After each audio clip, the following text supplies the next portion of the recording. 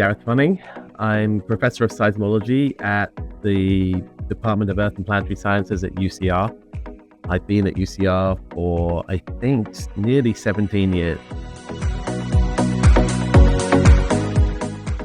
Fault creep is an unusual behavior that some faults show in the world. There may be 20 of them that we know about in the world, and most of them are in California.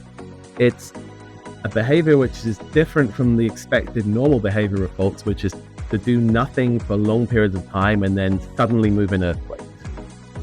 Creeping faults slowly move over long periods of time, and we are trying to understand why that is.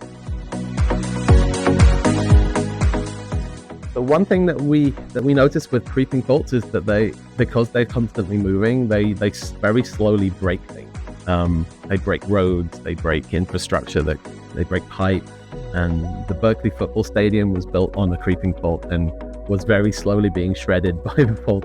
They had to rebuild it. Why we study it at all? There's a few reasons. One is that in order to explain how faults work, we really do need to understand all the behaviors that they show, not just the ones that cause earthquakes.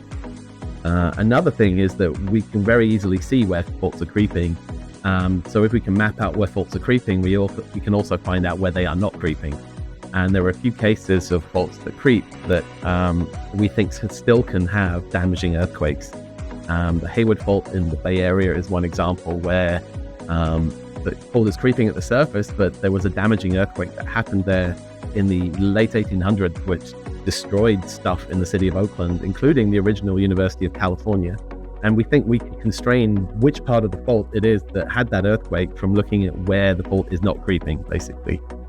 Another thing is that where faults creep, as you might imagine, they are less likely to have earthquakes. And so we can try and understand how earthquakes not only are prevented, but also how they might stop.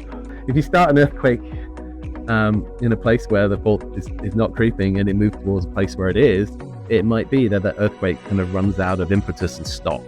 And we can try and understand what's likely to happen in future earthquakes if we have better understanding of that.